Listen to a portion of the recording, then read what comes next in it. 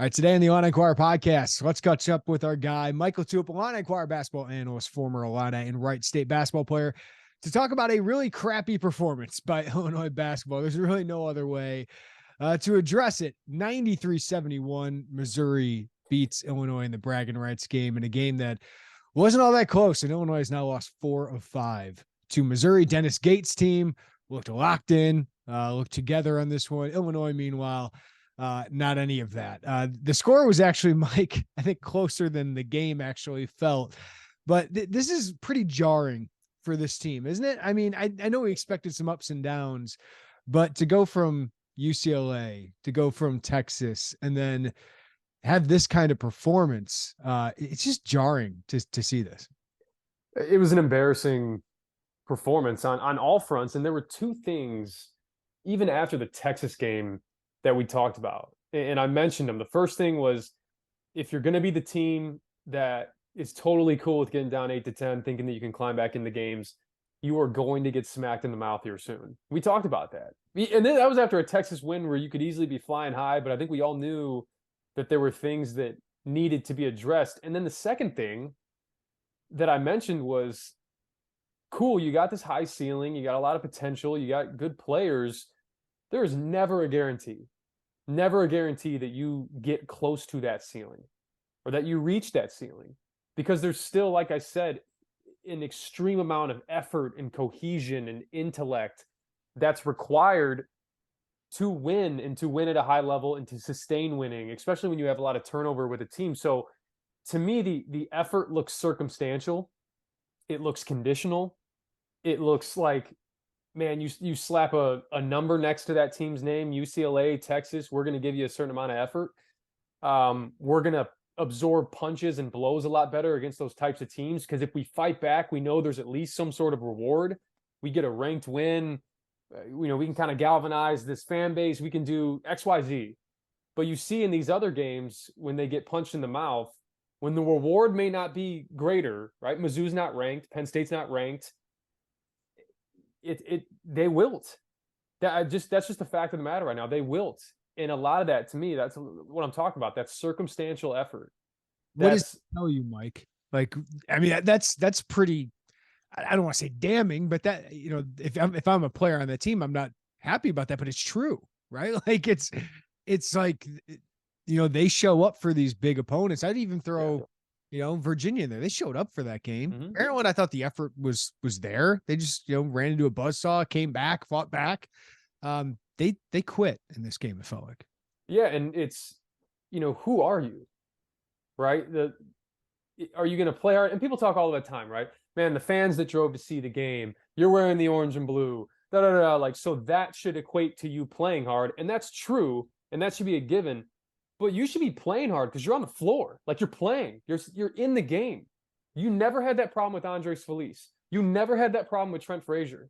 You never had to worry about that with them. Because when they were on the floor, it wasn't, who are we playing? What's the score? It doesn't matter. We're playing hard every single time. And the problem is, some guys that have the athletic ability, have the length, have the versatility, you can get away with it. And they have gotten away with it. It's led to wins, big time wins. And we'll get into adjustments and things of that nature, but it's hard with guys at that age, when they get the results that they're getting, which is 2 top 10 Ken Pom wins in the country. If you don't have guys they're totally dialed in to what's going on in that locker room, you can get kind of this false sense of self. And that's, oh, no, we're good. Shoot, we can beat anybody. And I mentioned it early in the season, this team can beat anybody. But the caveat is always, when they're playing the way they're capable of, when they're playing hard. And when you don't do those two things, you can probably lose to anybody. Especially now, you get into Big Ten play, I don't care who you're playing. They could lose to anybody when they don't play with that type of effort, because the fact of the matter is, this is still a young team. Young in the sense of literally young, and even the guys that have transferred in, they are new to this. And I've talked about it time and time again. You cannot skip steps. You cannot skip steps. And this should be a wake-up call. I hate using, that's such a BS phrase. I despise it. Like, oh, they needed a wake-up call. But at some point, you got to understand, like, your way isn't working. Yeah. And some guys have to see that. You can preach it. You can talk about it constantly. But if they think that they can get away with it, it's going to keep happening. And I'll stop there because we'll dive into other things, but embarrassing. It's embarrassing on all fronts, and they got a lot to fix. I refrain to go to most disappointing performance of the Brad Underwood era because I mean that's Loyola Chicago, right? But regular season and the way this one happened, this one's up there, Mike. For me, and I'm sure it is for Underwood, just because Missouri's an old team, but they're not more talented than you, right? No. And they just wiped you. So for me, given what this team is capable of, given that this was an important game, you and I again called it a toughness game, they failed. They did, and Mizzou beat you at your own game. They did. They cut off the ball. They ran some 5-out stuff with Kobe Brown. They got into you defensively. They turned you over. They beat you on the glass. They beat you to loose balls. Like, that has been a staple of Brad Underwood. And I know he mentioned after the game his footprint, this team trying to get his footprint. Yeah, that wasn't there. And Penn State was the same thing. Penn State beat you at your own game too. I know they don't force as many turnovers, but the 5-out, the motion, the skill, I mean, that is something this team should possess, and they just haven't. And it was an embarrassing loss because what frustrates you as a staff, and the staff isn't, there's blame to go around. There's no question. And part of that's just understanding who your team is now and how you have to adjust. But if you're the staff, what frustrates you the most is not just the actual effort that's on display in the moment as you're coaching. It's, hey, when we go back to the film, I can't honestly grade this out because you're not showing effort. How can I grade out what is happening if you don't give the requisite effort? That's what we always talked about when I was at Illinois. It was always tough to grade and watch film and see what's going on. How can we adjust? Because the first things first, you have to play hard. That's when you can give an honest assessment of what the heck's going on. Because then you're like, all right, if we play hard, does this change? Or do we overhaul and I have to adjust because my team won't play hard? And that's what makes it difficult. And that's why coaching's a tough job, man. Like, can I ask you a simple question, Mike? Sure. Because your answer might be different than what a fan thinks or what I think. Like, what is your definition of play hard? Like, how do you see that? There's got to be a certain level of desperation. Yeah. There's every possession. And right now, their effort looks so reactive and results based. Man, I'll get into you when we score. I'll get into you when I get downhill and score at the rim. I'll get into you when I hit a 3. I'll get into you because I'm pissed at the refs. Like, all of a sudden they had this fire to them because there were a couple calls that maybe should have gone their way, but shoot, they were getting blitzed. And it's hard to describe because some of it is just, it's not tangible. But when you watch Trent, when you watch Andres, you see it. And look, what do those two guys have in common? They're undersized. And it was the same thing when I had to play. Like, I had to play at a certain level every single possession because if I didn't, it was like, oh, this dude doesn't have length, doesn't have the height. Oh, and he does, get him out. Mm-hmm. Like, there's no plus to having me out there if I'm not playing hard. And guys know that. The guys that are undersized, they have to learn that because it's survival. For some of these other guys, it's not survival, and you have to learn it the hard way. And I hope they're learning it the hard way. And you can clearly see it when Sincere Harris comes in the game. So that's another example of it.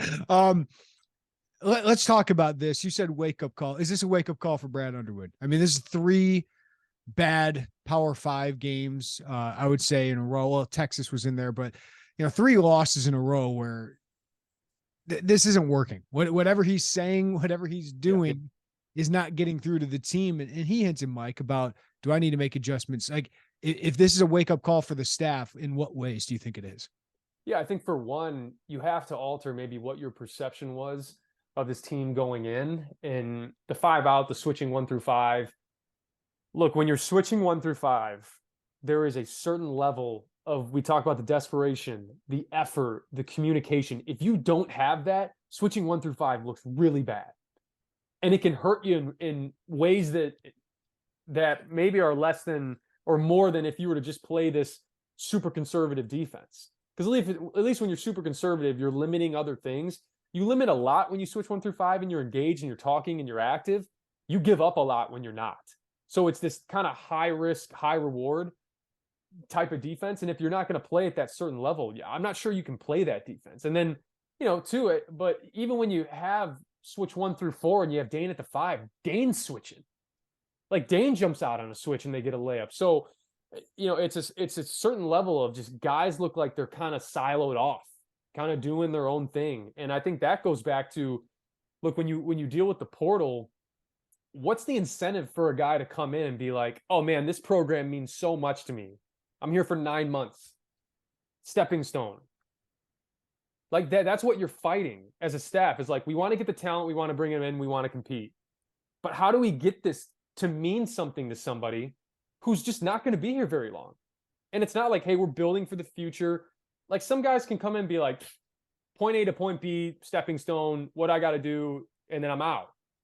And when those guys are your best players at times, it's trying to find a way to convince them, not just convince them. It's not like you're trying to coerce them into something, but it's like, hey, even when you go to the next level, we're trying to teach you that you're going to have to play with a certain amount of desperation to survive anywhere. You got aspirations going in the NBA. You want to play conservatively, or you want to play like you're pacing yourself. You will be in the G League overseas faster than you can blink. Period. And some guys can't learn that in real time. Like they have to, oh no, I'm good. And then you get punched in the mouth. And for the staff, look, I think defensively there's things that you can switch. I think switch up. I think they're offensively. I think Brad Underwood's going to have to grab the reins a lot more than he probably wanted to this year. And think about that. You win a couple championships back to back, and then you build this kind of self-sustaining culture. You got Trent Frazier, DeMonte, like guys know how things go. You can, because that's the best programs. That's Villanova. Maybe that's not a good example after this year, but when Jay Wright was there, that's Villanova. Jay Wright isn't micromanaging every day in practice, right? The really, really good programs, when at Baylor, Scott Drew, when he's got Jared Butler and all these guys, he's not micromanaging every day at practice, because the good teams that go far have the guys that hold each other accountable. Io did that. Trent did that. That's why this team won. So now to sit there and be like, okay, well, we'll see if we can do that again this year and pull that off. It's not working. Like he's gonna have to, maybe that's more set plays. And when you run more set plays, you're easier to scout for, but at least you're trying to manufacture more higher quality looks. And we'll show it on the film. It's maddening, because as much as these guys want to settle for threes, every time they went downhill, something good happened. Mm-hmm. Every time. It's a foul. It was a layup. Matthew Meyer gets downhill, has a point blank layup. And that's what frustrates you, because it's just choices. I mean, it's things in the moment where you can do so much coaching, and there's a lot that can change. But at some point out there, it's like settling for threes, meaning 1 for 15 from 3. It's not doing things for us right now. Let's get downhill. Even if you know it won't manufacture a point blank layup, get downhill to generate something for somebody else. That's all I'll say. Would you have more urgency if you're Underwood? It's not like pick one or the other, right? But sure, your practice time is limited a little bit. So would you prioritize more switching up something on defense, where, man, they have allowed over 1.1 points per possession to Maryland, Penn State, and now Missouri, or would it be more in the half court offense? I think you can make an argument for both. I think when your offense is struggling, at least when you're pulling the right strings defensively, you can stay in a game even when your offense is struggling. So even if you want to make it ugly, muck it up. I mean, that 2019-2020 team, I think 10 or 11 of their wins in Big Ten conference play out of the 13 they had were, 70 or below was what their opponents were scoring. So if you say, hey, throw it all out, if we're not as good as we thought offensively, let's muck some things up defensively and see if we can just stay in the game. But the other argument you can make too on the other side of the ball is, if we can manufacture higher quality looks, if we maybe micromanage a little bit more offensively, drop some set plays, then we can set our defense. Right now, the bad offense is leading to jailbreaks. It's leading to guys that are mismatched, to guys that are giving up threes in transition. So chicken or the egg, right? I mean, you could both probably need to have tinkering on each end, but that's what I'm going to be fascinated to see is, what gets overhauled. If something gets overhauled, and what's the chain reaction? How does it impact this team? Mike, what's happened to the two returners that were playing pretty well? Coleman Hawkins, last 4 games, all in single digits, but defensively, he's not making as big of an impact and turning the ball over a lot. And then RJ Melendez, I think he's hurt. That shoulder obviously was injured, but he's playing, and so he must be clear and all that. So those two have just been not much the last couple games. So what do you think is going on there? Yeah, you can't disappear the way that they do at times. And I wouldn't even say that Coleman disappears, because it's very apparent when he's loose with the ball and turning it over. And I think whatever happened in the beginning of the season to now, and he was still turning the ball over, he looks like he's processing a lot. Yeah. He looks like he's thinking a lot. And for him, when you think, you become less of an athlete. When you think, you become less skilled. That's just what happens. That's whatever you want to call it, paralysis by analysis. And look, I think he is so worked up at times, right? Like, he gets frustrated, and we'll show that on the film. There's certain things that I think he can obviously improve just from a demeanor standpoint.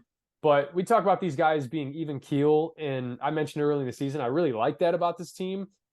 But at some point, man, like, there's got to be a little bit of fire in there, right? Like, you can go off the rails a little bit if you do it in a measured way. And for RJ, yeah, maybe there's something to being banged up. There was one play in particular in the game where, I liked it. He was I think he may have thrown up a tough shot that got blocked, but he sprinted his butt off all the way down and contested it, almost got it off the glass, like ran ahead of 4 of his teammates. Like, he's showing effort in different ways, but the standing offensively and his length, and I talk about it, it's probably annoying to hear time and time again, but his athleticism, his quickness, like, he should be a better cutter. He should. And it's hard to keep talking about it, but he's got to find ways to put himself in better positions offensively and just be a guy that flies around. Like, their cuts across the board, their cuts are at 50 to 75%. Like, they're not cutting to make scoring cuts. They're cutting to just kind of cut through and go to a different side of the court, and it's not moving the offense. And I think all of them are blamed for that, but for them, they know the standard. Like, they've been a part of winning in this conference. They know it. And part of it, like, it's easy to just throw that on them, be like, you guys know this. But when you're thinking about yourself, which is, man, I've waited my turn, right? RJ Melendez, not a lot of minutes last year, showed some flashes. Man, I am seizing this opportunity, right? It's my time. Coleman, minutes here and there, came on late last year. Oh, man, this is it. This is for me. Like, I'm about to take off. You have to manage that, man. Like, you have to manage what's good for you. Is it within the confines of the team? Because if it's not, you got a problem. Because if it's not, you're going to look worse than you probably are. And I think any guy that wants to go to the next level, and if you ask the guys on this team, I think a lot of them think that they will, or want to, or have those aspirations. And I can't fault them for that. But what's always going to be required, I always go back to guys like Garrett Temple. I've mentioned it before on this podcast. Garrett Temple, what has he played? 10, 12 years in the NBA? Go back and look at his LSU stats. You'll be like, what? But the guy guards. He knocks down open shots. Like, it is not a production thing that gets you to the next level. It never is. Certain guys, sure. But for other guys that want to claw their way to the next level, man, look at Ayo. I mean, you could argue that Ayo could have had this sense of self where it's like, man, I was arguably Big Ten Player of the Year, 20 plus a game, triple doubles. Man, I'm the point guard for the Bulls. Like, that's what I do. And it's all hustle. That's all it is for him now. And that's why he's winning, right? That's why he's helping winning. I know the Bulls are floundering a little bit, but it's not because of Ayo Dosunmu. He's doing what he can to help that team. And man, if I'm one of these guys sitting in Illinois, like, the same goes for you. You do what's required, then these front offices, teams in the next level, like, I want that guy, man. I don't want the guy that's just when it's good for him, right? When things are going well, when it's comfortable. Because not a lot's going to be comfortable at the next level. There's a lot of reality checks at the next level, and those guys will realize that. Yeah, let's bring that up with Terrence Shannon. Terrence, when things are going well, man, it's real good. It's real good. He's got to lift his team. Like he had a good second half. I liked the demeanor. You said get angry, show some fire. I thought he showed some fire in the second half, but it didn't matter by that point. So like, I need, like, that's his next step. And he's never had to do it at this level, but he's got to show that he can lift his teammates and be that leader. Like he can be a great player, but I don't think Matthew Meyer is that. Matthew Meyer's going to score when you need him to score, and he helped them early. But Terrence Shannon, I've seen at least some flashes of that, Mike, where I want more of it. It's like, now if you want to be that all Big Ten player, you want to be that first round draft pick, people know you can shoot every once in a while. People know you're athletic and you can guard when you want to, like, but just taking it to the next level with all those intangible things, I think is his next step. Yeah. And he possesses it. Yeah. There's no question. I mean, when you see the glimpses, right, when he gets it going, when he's not kind of conserving and pacing himself, and part of that too, you're talking about a guy that's had injury problems. Yeah. So I think, I've been in locker rooms with different guys that they want to play, and it's like you want to play so bad that you end up. And I'm not saying this is what Terrence is doing, but I wouldn't be shocked if it's the case where, like, I want to stay on the floor and I can't stay on the floor if I'm injured, so I'm just going to kind of pick my spots. And LeBron can do that, right? LeBron can do that to get his way through an 82-game season, right. But you cannot try to project out to the future in real time. Like, you just have to, every possession, you have to challenge yourself to give it everything you have. And I think that Terrence cares. I do think he cares. Absolutely. There's no question. But the effort on the glass against UCLA, I mean, is it because of the 8 for 9? Like he did, I know he went off from 3 in the second half, but like you get 10 boards in the first half. Like you have to try to mesh this all together, because the reality for Terrence at the next level, if it's the NBA, is like, man, if you're a late second round pick, odds are you're going to a good team. And you may be an 8th, 9th, 10th guy. And there's plenty of players out there who are willing to give consistent effort and go in there and play. And I think he has an opportunity right now moving forward to kind of develop that identity, because I think he does have it in him. I know he has it in him. And I think he's going to see his play become more consistent when he gives that consistent level of effort. And some guys try it. Like I had teammates in the past that tried it, right? Things are going well for me. So how can I kind of, manage here, right? How can I find the perfect balance of giving 75% effort while still getting the production that I want? And it just doesn't work that way. It just doesn't. And sometimes guys need to learn that, and sometimes they learn it the hard way. You could see there's a silver lining that maybe 12 games into the season these guys learn that, but you got a fork in the road right now, man. Like you're going home, guys go home for Christmas, and I lived through that. I've seen it. I've been in those locker rooms where guys come back and one of two ways. They're have a little bit more of an attitude in a bad way. Friends, parents, people get in your ear. Oh man, this guy's playing over you. That guy's, man, this coach is doing that. Like you hear it all the time. And then there's guys that come back a little more inspired. And if they got the right people in their circle, they're like, man, you're BSing, bro. You're BSing. Figure it out. Like if you want, forget your future. Like it's now, man. It's right now. It's every possession. It's practice. And look, I've seen it too in practice where there's a certain level of effort. Guys are doing what's required of them in practice. And in the game, it's like, I got my own agenda. Yeah. And that can frustrate a staff too. And I'm not saying that's what's happening, what's going on. Could be. I don't know. But Terrence is capable, more than capable. And he's shown it. It's just delivering that consistently. Are we seeing the downside, at least for this little stretch of time, Mike, of freshman guards? Because we knew at some point having true freshman guards could hurt you. And Skyy Clark has had some ups and downs. I don't worry too much about his jump shot, but certainly getting to the rim and finishing at the rim has been an issue for him. Defense has been the biggest issue, it feels like, for him. And then Jayden Epps had a good second half, but it was a little too late. So what do you make of the freshman guards right now as they get into this day after day, Mike, of having scouting and playing against high major opponents? Yeah, Skyy's more of a point guard than Jayden is, but they're both combos. Yeah. And I think if you're going to be a combo, even if you're going to be a combo, like forget the point guard aspect of it. If you're going to be a combo guard, pardon my French, like you got to get your ass in the paint. I know we talked about Andre Curbelo. I know he drove us all crazy, but damn it, he got in the paint. I actually posed the question to another reporter the other day. Does this team miss Andre Curbelo? And I know you and I are not the ones that should be doing that. People rolling their eyes listening to us. But the only reason I said it is because they need somebody to break down a defense in the half court. And he could do it. It was wild. It was crazy. It's kind of like what Coleman's going through. But they need that. They need a guard who can penetrate and do it consistently.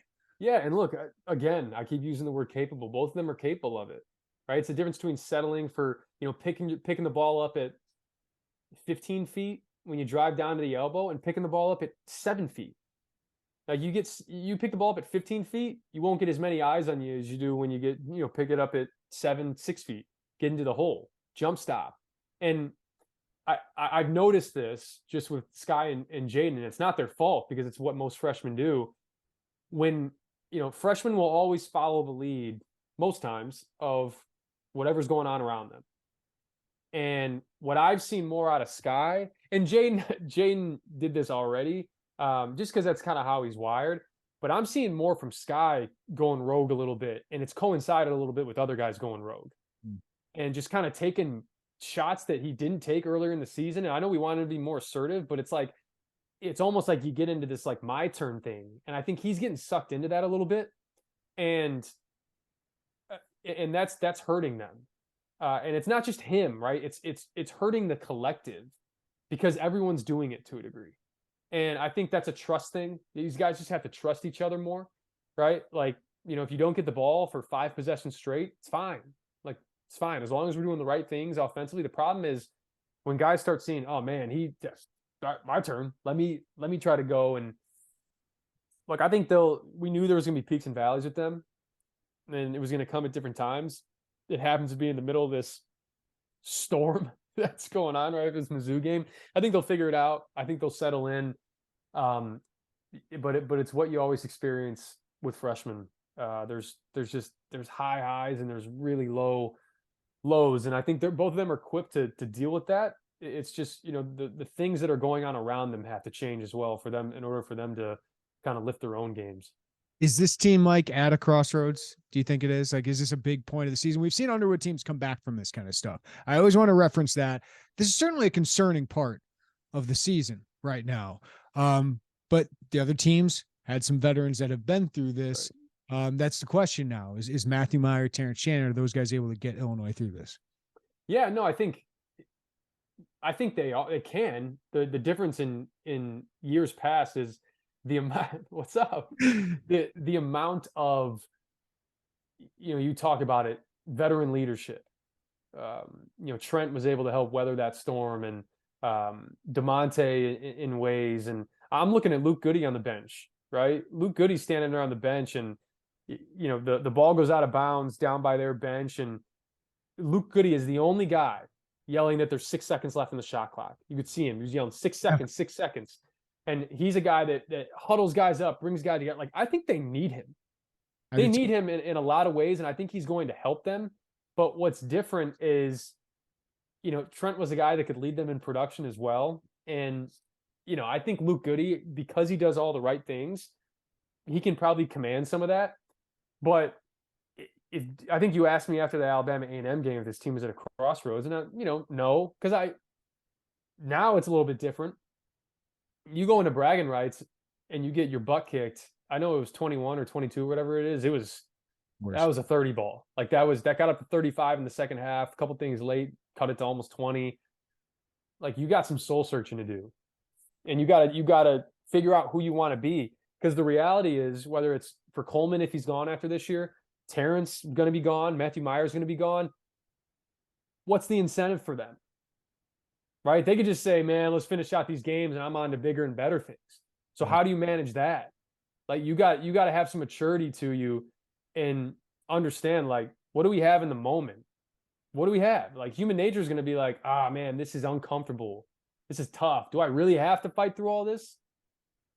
That's what you got to decide. And for a lot of those guys, that shouldn't even creep into their minds. But look, most people haven't been in the position to go make millions of dollars after the season. So who are you going to be? And I think these next couple of weeks are going to say a lot.